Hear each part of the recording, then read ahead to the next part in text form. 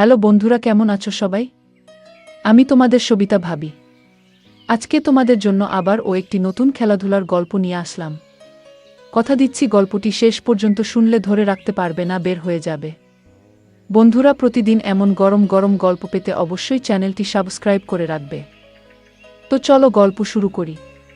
বোনের শ্বশুর রাতে আমার রুমে এসে আমার সাথে যা করে শুনলে আপনার আত্মা কেঁপে উঠবে।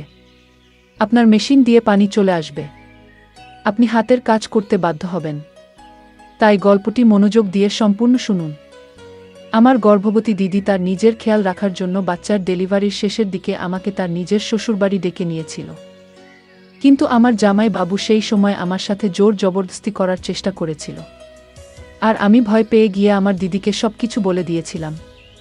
কিন্তু আমার দিদি আমাকে বলল, তোমাকে এগুলো করতেই হবে, না হলে বাইরের লোকের আঘাত অতটা কষ্ট দেয় না যতটা নিজের লোকের আঘাতে দেয়। আমার সাথেও কিছুটা এরকমই হয়েছিল। আমার এই গল্প আপনার শরীরের লোম খাড়া করে দেওয়ার মতো গল্প। কোনোভাবেই আমার নষ্ট হওয়ার পিছনে বাইরের কোনো লোক ছিল না। আমার এই গল্পটা আপনাদের কাছে পৌঁছানোর উদ্দেশ্য এটাই যে আপনারা সমস্ত বিষয়ে সাবধান থাকুন। আমার নাম নিপা। আমরা দুজন বোন ছিলাম। আমার বড় আপু নীল, আর বিয়ের সময় আমার মাত্র 14 বছর বয়স ছিল। আমাদের দুই বোনের বয়সের মধ্যে খুব একটা তফাৎ ছিল না, কিন্তু আমার দিদি আমার একমাত্র বোন ছিল, আর এই জন্য তার বিয়ের সময় আমাকে দেখে খুব খারাপ অবস্থা হয়েছিল। আমার জামাই বাবু আসে বিদায়ের পর, আমাকে ভালোবেসে আমায় তার পাশে বসাল, আর আমার হাত ধরে বলতে লাগলো, নিপা, তাদের কি আছে? শালি তো আদি ঘরওয়ালি হয়, তোমার যখন মন চাইবে আমাদের ঘরে চলে আসবে। জামাই বাবুর এ কথা শুনে আমি ভীষণ খুশি হয়ে গেলাম। দিদি বিয়ে করে অন্য শহরে চলে গেল। আশিক জামাই বাবু বলতে লাগলো, যখনই তুমি তোমার দিদির কাছে আসবে তখন আমি নিজে তোমাকে আমাদের শহরে ঘোরাবো। দিদি বিদায়ের পর চলে গেল, কিন্তু আমার মনে ইচ্ছা হলো যে কখন আমি আমার দিদির বাড়ি যাব আর খুব মজা করব। দিদির বিয়ে হয়েছিল 1 বছর হয়ে গিয়েছিল, কিন্তু আমি তার শহরে যেতে পারিনি। পুরো 1 বছর পরে দিদি আমাদের বাড়ির কাছাকাছি এসে ঘুরে গেছিল, আর আশিক জামাই বাবু তার সাথে ছিল। সে খুবই ভালো মানুষ এবং খুব ভালোবাসত আমাকে। যতদিন সে আমাদের বাড়িতে ছিল ততদিন আমার আগে পিছনে ঘুরতে থাকতো, আমার খুব খেয়াল রাখত। সে আমার জন্য অনেক কিছু উপহার আনত। আমার কোনো ভাই ছিল না, এজন্য আমার তার প্রতি খুব ভালোবাসা ছিল। আন্তরিক তার নাম ছিল। 1 সপ্তাহ আমাদের সাথে কাটিয়ে দিদি আবার নিজের শ্বশুর বাড়ি চলে গেল।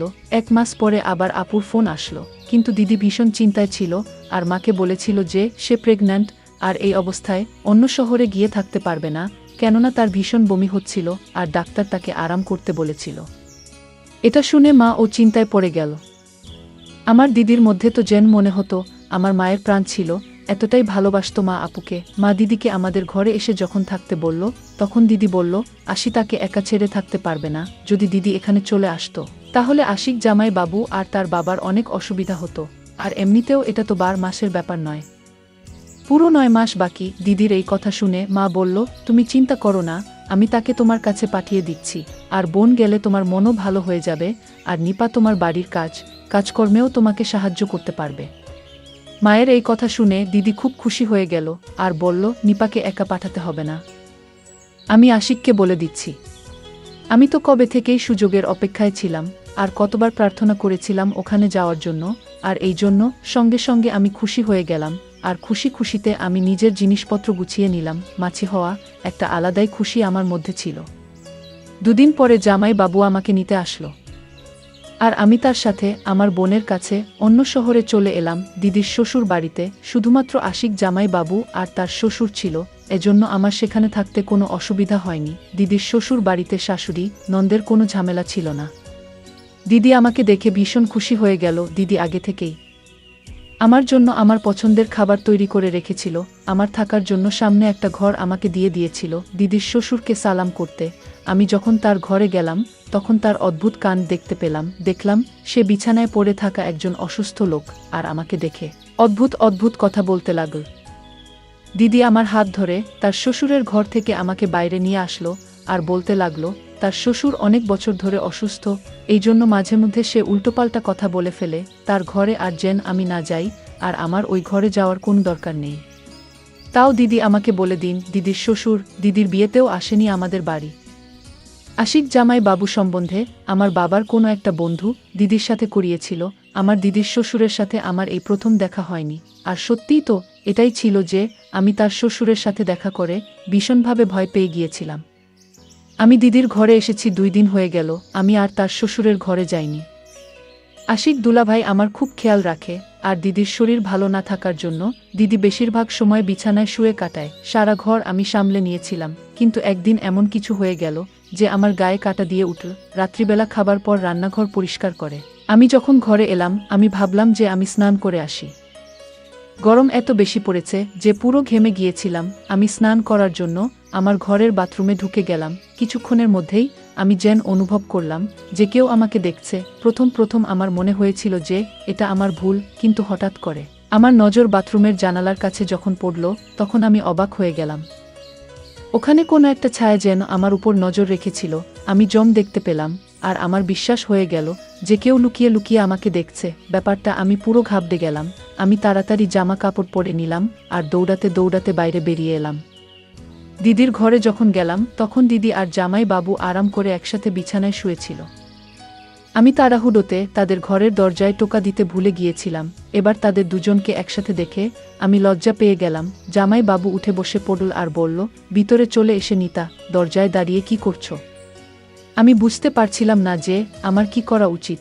আমি তাকে কি করে বলতাম যে বাথরুমের জানালা দিয়ে কেউ আমাকে যেন দেখছিল। মনে হলো কোনো একটা ছায়া দেখতে পেলাম, যেন মনে হলো আমি এমনি বলে দিয়েছিলাম যে দিদির কাছে জিজ্ঞেস করতে এসেছি, দিদি দুধ খাবে কিনা। দিদি বলল, তুমি আরাম করো, বাকি কাজটা শেষ করে দেবে।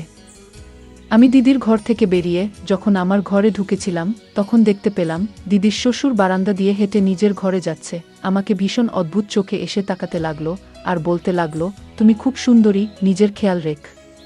কিন্তু এই কথা শুনে আমি রেগে গেলাম। ভাবতেও পারিনি যে সে আমাকে এই ধরনের কথা বলতে পারে।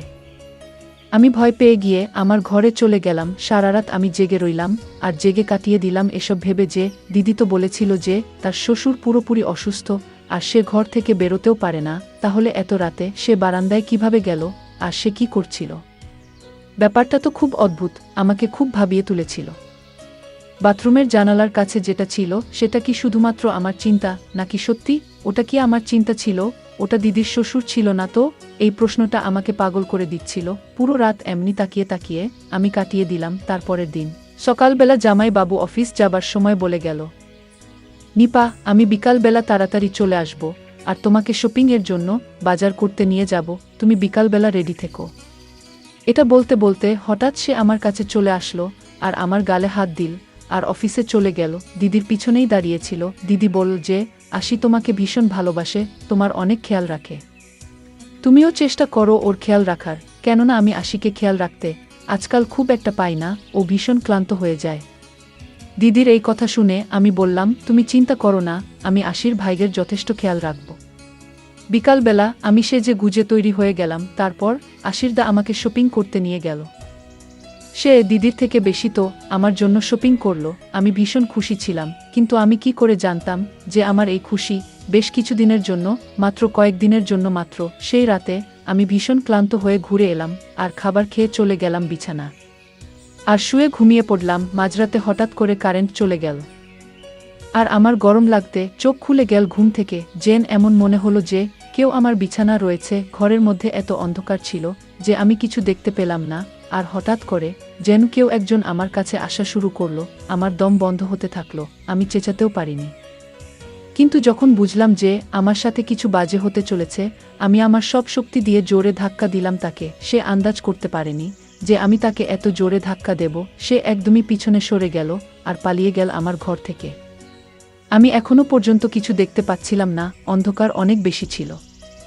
আমি দেয়াল ধরে ধরে দিদির ঘরে গেলাম। আমি গিয়ে দিদিকে যখন ডাকলাম, দিদি আমাকে বলতে লাগল, নিপু, তুমি চিন্তা করো না, আশিক লাইট ঠিক করতে গেছে। মাঝে মধ্যে আমাদের বাড়িতে কারেন্ট চলে যায়, আশিক তাড়াতাড়ি ঠিক করে দেবে। নিজের মোবাইল ফোনের টর্চ চালাল, আমার কাছে তো মোবাইলও ছিল না। আমি দিদির কাছে বসে কাঁদতে লাগলাম। একটু পরেই লাইট চলে এল। দিদি বলতে লাগল, তুমিও পাগল আছো, একটুখানি অন্ধকার দেখে ভয় পেয়ে গেলে? তাহলে আমার কি খেয়াল রাখবে তুমি? দিদির কথা শুনে আমি বললাম, ব্যাপারটা সেরকম নয়, আমার ঘরে কেউ একজন ছিল। আমার কথা শুনে দিদি জোরে জোরে হাসতে লাগল।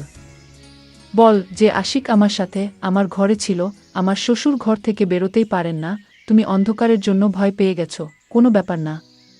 আমি জানি না আমি দিদিকে কিভাবে বিশ্বাস করব যে আমার ঘরে সত্যিই কেউ ছিল, কিন্তু সেটাকে ছিল, আমি বুঝতেই পারছিলাম না। যদি আশিক দুলাভাই দিদির সাথে থাকে তাহলে আমার ঘরে কি ছিল? প্রথমে বাথরুমের জানালার কাছে কেউ একজন নজর রেখেছিল, আর এবার ঘরের মধ্যে কেউ একজন ছিল মনে হলো। আমি ভয় পেয়ে গেলাম। আমার মাথার মধ্যে থেকেই খালি দিদির শ্বশুরের খেয়াল আসছিল। লাইট ঠিক করে আশির দাদা ঘরে আসল আর আমাকে দেখে বলল, নীল, আমি তোমাকে প্রথমেই বলেছিলাম যে অন্ধকারেও ঘাবড়ে যাবে, তুমি ওর কাছে চলে যাও। দিদি জামাই বাবুকে বলতে লাগলো, খুব অন্ধকার ছিল, আমি যদি পড়ে যেতাম, আমি কি করে জানুক যে ও এত ভয় পেয়ে যাবে। আমি দুজনকে বললাম, তোমরা আমাকে নিয়ে চিন্তা করো না, আমি ঠিক আছি, আর এবার আমি আমার ঘরে গিয়ে ঘুমিয়ে পড়ব। আমি দিদিকে বেশি চিন্তা করতে দিতে চাইনি, কেননা মা বলেছিল যে ডাক্তার দিদিকে টেনশন নিতে বারণ করেছে। আমি ভয় পেতে পেতে নিজের ঘরে এলাম আর দরজা ভিতর থেকে লক করে বিছানায় শুয়ে পড়লাম। ঘুম তো আমার আসছিল না কিছুতেই। আমি ভাবছিলাম যে কোনো না কোনো বাহানা করে ঘরে চলে যাই। পুরোটাই আমার মিথ্যা সন্দেহ ছিল না, এই ব্যাপারটা আমার পুরো বিশ্বাস ছিল। কেউ আমায় একাকিত্বের সুযোগ নেওয়ার চেষ্টা করছিল। পরের দিন আসি দাদা কোনো একটা কাজের জন্য কিছুক্ষণের জন্য দুপুরবেলা অফিস থেকে ঘুরে আসলো। ওই সময় দিদি ওষুধ খেয়ে নিজের ঘরে গভীর ঘুমে ঘুমাচ্ছিল, আর আমি রান্নাঘরে খাবার তৈরি করছিলাম। আর আমাকে সে পেছন থেকে জড়িয়ে ধরেছিল। আমি তার থেকে এই ব্যবহার একেবারেই আশা করিনি। আমি ভয় পেয়ে নিজেকে তার থেকে ছাড়িয়ে নেওয়ার চেষ্টা করতে লাগলাম। আমার আওয়াজ যেন আমার গলার মধ্যে আটকে গেল, আর আমি কিছু বলতে পারলাম না। কিন্তু আশিক তো আমাকে ছাড়ার বদলে আরও জোরে জড়িয়ে ধরল আর বলতে লাগলো যে তুমি এত সুন্দরী, তোমার থেকে নজর ঈশ্বরে না। আমি অনেক চেষ্টা করে তার হাত থেকে নিজেকে ছাড়ালাম আর রান্নাঘর থেকে বাইরে পালিয়ে গেলাম দূরে। তখন আশিক আরও বলতে লাগলো যে তোমাকে স্নান করার সময়ও খুব সুন্দর লাগে, আর আমার মোবাইলে তোমার ভিডিও আছে। জামাই বাবুর এই কথাগুলো আমার জেমদম বন্ধ হয়ে আসছিল। আমি ভাবতেও পারিনি যে এই লোকটা এত নোংরা একটা লোক।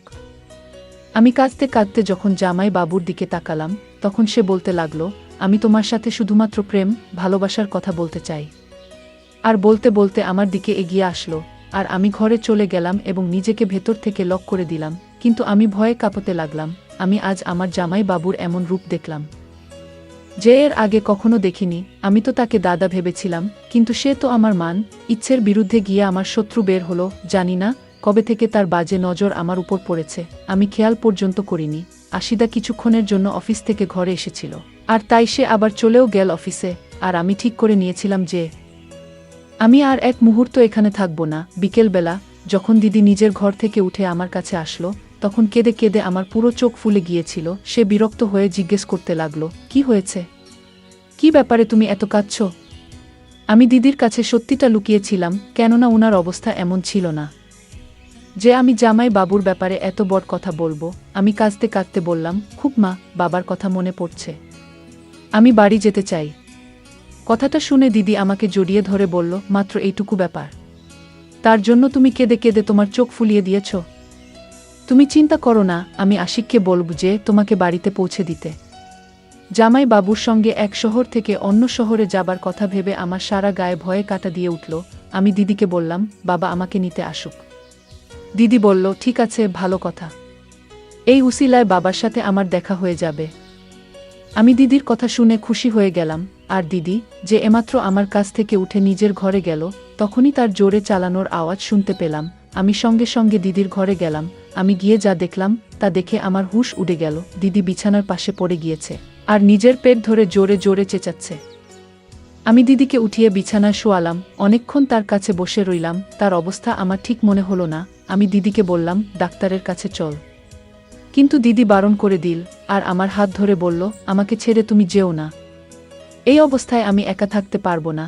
আজ তুমি ছিলে, আমাকেও তাহলে আমার খেয়াল রাখলে, কিন্তু তুমি যাবার পর যদি এরকম কিছু হয় তাহলে তো আমার বাচ্চা মরে যাবে।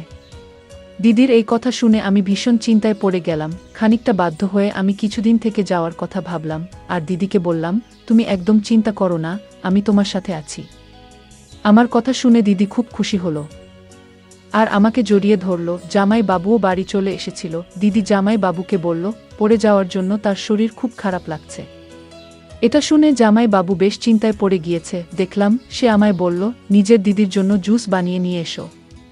আমি রান্নাঘরে গিয়ে সবার জন্য জুস বানাতে লাগলাম। আরও একবার আশি তার রান্নাঘরে চলে আসলো আর আমার সাথে জবরদস্তি করার চেষ্টা করল। আমি আশিক ডেকে ধাক্কা দিলাম আর রেগে গিয়ে বললাম, তোমার লজ্জা করে না? তোমার বউয়ের শরীর এত খারাপ আর তুমি নিজের তালিকার সাথে এরকম নোংরামো করছো? জামাই বাবুর উপর আমার কথার কোনো প্রভাব পড়ল না। সে আমার সাথে আবার জোর জবরদস্তি করতে লাগল। আমার চেঁচানোতে দিদি চলে আসলো। আমি এতটা ঘাবড়ে গিয়েছিলাম যে দিদির যে অবস্থা সেটা না ভেবে আমি তাকে জামাই বাবুর সমস্ত শক্তি বলে দিয়েছিলাম।